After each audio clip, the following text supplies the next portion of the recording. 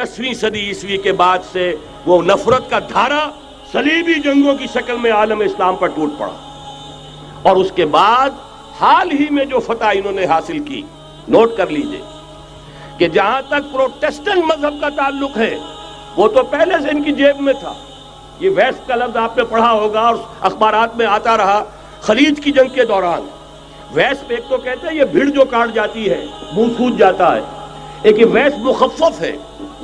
White Anglo section Protestants, सबसे पहले यहूद ने उन्हें शिकार किया, अपना आलाकार बनाया। यही वजह है, आपको मालूम है 1917 में अंग्रेजों के जरिए से उन्हें यह इजाजत मिली कि फिलिस्तीन में जमीनें भी खरीद सकते हैं, जायदादें भी खरीद सकते हैं। बालफोर डिक्लेरेशन, इंग्लिस्तान का वजीर खारजा था जिसने कि ये इजाजत दिलवाई है, वरना यह कि खिलाफत उस्मानिया जब तक कायम रही है, खलीफा उस्मानी तुर्क खलीफा ने इजाजत नहीं दी, इसलिए कि हजरत उमर रजी अल्लाह ताला अन्हु ने, यह भी अब तारीख की एक हकीकत बयान कर रहा हूं जो शायद बहुत से हजरात के इल्म में न हो, कि जब यरूशलेम के ईसाइयों ने सरेंडर किया है यरूशलेम, हजरत उमर आए हैं, तशरीफ लाए हैं मदीना मुनव्वरा से चार्ज लेने के लिए, उस वक्त जो ट्रीटी लिखी गई है, जो मुआहदा हुआ है, उसमें वहां के यहूदियों ने, यहाँ के ईसाइयों ने तय कराया था कि यहाँ आप यहूदियों को आबाद होने की इजाजत नहीं देंगे। यहूदी आ सकता है, ज़ियारत कर सकता है, अपने मकामात मुक़द्दसा को आकर देख सकता है, यहाँ आबाद नहीं हो सकता। और ये कौन शर्त रख रहा है? ईसाई। उस वक्त तक ईसाइयों की दुश्मनी यहूदियों के साथ इस दर्जे में थी, और यही हजरत उमर रजी अल्लाह ताला अन्हु की वो शर्त थी कि सलातीन उस्मानिया, खुलफाए उस्मानिया ने भी, हालांकि यहूदियों ने बड़ी से बड़ी रिश्वत देने की कोशिश की है, सुल्तान अब्दुल हमीद खान को यूं समझिए कि सीमो जर से खरीदने की कोशिश की है, लेकिन इसके बावजूद उनका कि जो फैसला हजरत उमर कर गए थे, जो कमिटमेंट रजी अल्लाह ताला अन्हु उनकी है, मैं उससे सरे मुंह इन्हिराफ नहीं कर सकता। असल में उसी की तो सदा है जो फ्री मेसनरी के जरिए से खिलाफत का खात्मा कराया गया, कि यही सबसे बड़ी रुकावट है। अगर खिलाफत खत्म न होती और अगर कहीं जिहाद का ऐलान खलीफा उस्मानी की तरफ से हो गया होता, तो ये कही थी बात जब हजरत शेखुल हिंद रहमतुल्लाह अलैह जब ये असीरी में थे माल्टा में, तो वहां का अंग्रेज कमांडेंट, उसने चूंकि वो कुछ मुरीद हो गया था या कम से कम अकीदतमंद हो गया था, एक रोज हजरत शेखुल हिंद ने उनसे सवाल किया उस शख्स से कि आप लोग हमारी खिलाफत के पीछे क्यों पड़े हुए? ये तो बीमार, तुम खुद कहते हो, यूरोप का मर्दे बीमार तुर्की, आपको क्या डर है इससे? आप क्यों इस बेचारी खिलाफत के दर पे हैं?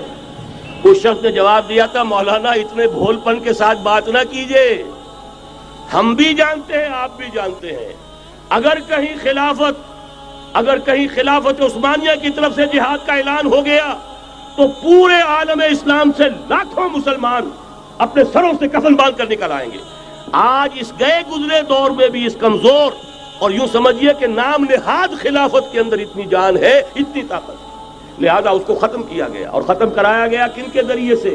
वो जो मुसलमान कहलाते हैं थे फ्री मेसन, मुस्तफा कमाल पाशा फ्री मेसन, और उसके जरिए से इन्होंने सारे काम जो करवाए वो दर हकीकत अपनी साजिशों के जरिए से और मुसलमानों को इस्तेमाल करके करवाए। बहरहाल बात लंबी हो रही है। पहली बात तो यह है कि वही नक्शा उस वक्त का आज भी है जहां तक यहूदियों का ताल्लुक है, लेकिन फर्क ये वाक़ हो गया कि उस वक्त ईसाई यहूदियों के ताबे नहीं थे, बल्कि ईसाइयों और यहूदियों के माबैन दुश्मनी थी। आज यहूदी ईसाइयों पर मुसल्लत हो चुका है। फरंग की रगे जहां पंजे यहूद में है, और आज के फरंग का लीडर अमेरिका है। अमेरिका का सदर यूं समझिए कि वो इन यहूदियों का गुलाम है। मजाल नहीं कि उनकी मर्जी से इधर से उधर हो जाए, और अगर कोई गलती से इधर से उधर हो जाए तो उसका पत्ता चाक हो जाएगा। आप देखिए क्या हशर हुआ है बुश का, हालांकि बहुत बड़ा हीरो बनकर निकला था गल्फ वॉर से, लेकिन जरा सा एक बयान दे दिया था कि जो इसराइल को पसंद नहीं आया, तो जो इलेक्शन में चारों शाने चित हुआ है उसका जो हशर हुआ है वो देख लीजिए। तो पहली बात तो ये समझ लीजिए कि आज भी यहूदी, ये न्यू वर्ल्ड ऑर्डर है, न्यू वर्ल्ड ऑर्डर, और इसमें ईसाई दुनिया उसकी आलाकार है। अब सूरत हाल क्या है? ईसाई दुनिया, मैं एक बात बता रहा था बीच में रह गई, कि जहां तक प्रोटेस्टेंट ईसाई थे वो तो पहले इनके हाथ में थे। हाल ही में इन्होंने जो फतह हासिल की है وہ کیتھولک عیسائیت کو بھی اپنے ہاتھ میں لے لیا ہے۔ چنانچہ پوپ صاحب نے فرمان جاری کر دیا ہے کہ ہمارے خداوند یسوع مسیح کے قتل کی ذمہ داری ان یہودیوں پر نہیں ہے، بری کر دیے گئے۔ 1900 برس کے بعد، بلکہ 2000 برس کے قریب ہو گئے، انہیں ایگزونریٹ کر دیا گیا، ایبسالو کر دیا گیا، ان پر ذمہ داری نہیں۔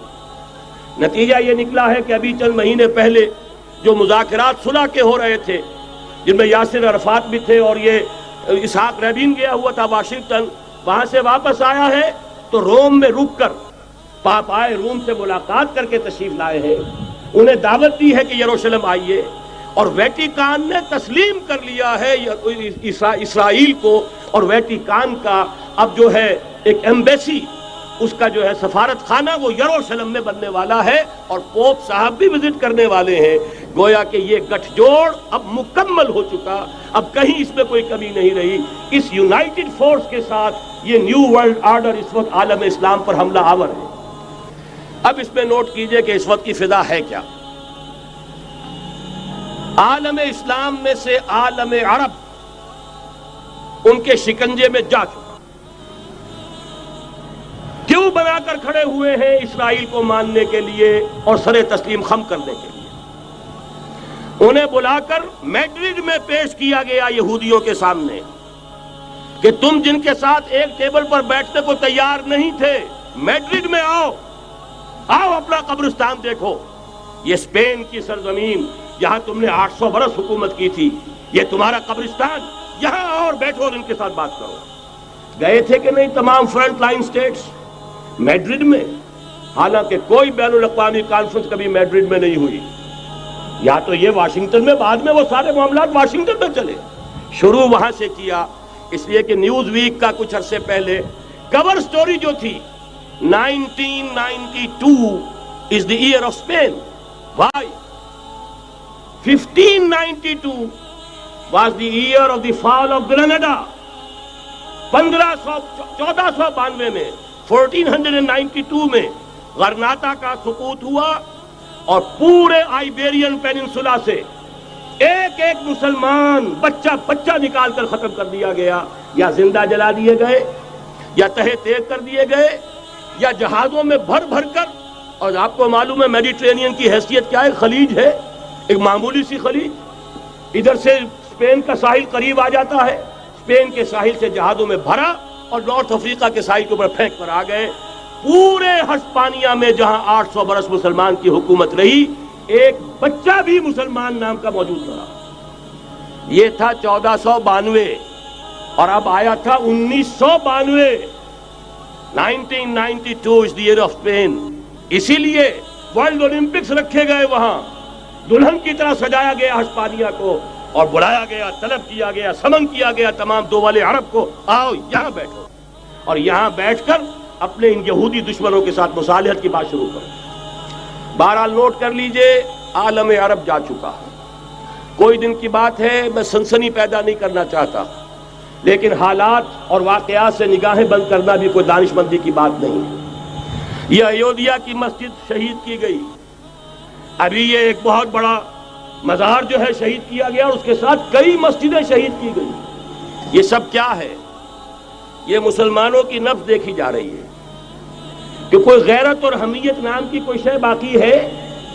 جیسے علامہ اقبال نے وہ نظم لکھی تھی، عبد القادر روہیلا بڑا ظالم جفاجو کینہ پرور تھا، لیکن یہ کہ اس نے جو ایک ٹیسٹ لیا تھا کہ وہ جو عورتیں ہیں تیموری خاندان کی، ان میں کوئی رمق رہ گئی ہے؟ معلوم ہوا کہ نہیں، کہ غیرت نام تھا جس کا گئی تیمور کے گھر سے، ختم، غیرت نکل گئی۔ اسی طرح ایودھیا کی مسجد، اب چرار شریف، اور یہ کوئی دن کی بات ہے کہ اب مسجد اقصیٰ کا نمبر آیا کہ آیا، اس کے لیے پوری تیاریاں ہو چکی ہیں۔ یروشلم کا مشرقی حصہ خالی کرایا جا چکا ہے، اس کے اندر اب پورا تسلط یہودی کر رہے ہیں، یہاں تک کہ اب کے یاسر عرفات صاحب نے بھی کچھ نہ کچھ جو ہے احتجاج کی بات کی ہے، حالانکہ اب تک ہر بات مان کر منقار زیر پر تھا، لیکن یہ کہ ایک وقت آتا ہے آخر کار اسے بھی کچھ بولنا پڑ گیا ہے۔ لیکن یہودی اب پیچھے قدم ہٹانے والا نہیں ہے، ان کا تھرڈ ٹیمپل، تیسری مرتبہ ہیکل سلیمانی تعمیر ہونا ہے، نوٹ کر لیجئے، ان کے لیے وہ وہی کچھ ہے جو ہمارے لیے کعبہ ہے. ان کے لیے ہیکل سلیمانی بالکل وہی حیثیت رکھتا ہے جو ہمارے لیے کعبہ. وہ ہیکل سلیمانی ایک مرتبہ پہلے نبوکدنضر کے ہاتھوں مسمار ہوا، پھر سن 70 عیسوی میں ٹائٹس کے ہاتھوں مسمار ہوا. سن 70 کے بعد آج 1995 میں کتنے برس ہو گئے؟ پورے 1925 برس ہو گئے کہ ان کا کعبہ زمین بوس پڑا ہوا ہے. اب تک تو ان کا بس نہیں تھا، اب تو بس ہے کہ نہیں؟ اب ان کی حکومت ہے کہ نہیں؟ اب شاہ حسن ہو چاہے شاہ حسین، ان کے نوکر اور چاکر ہیں یا نہیں؟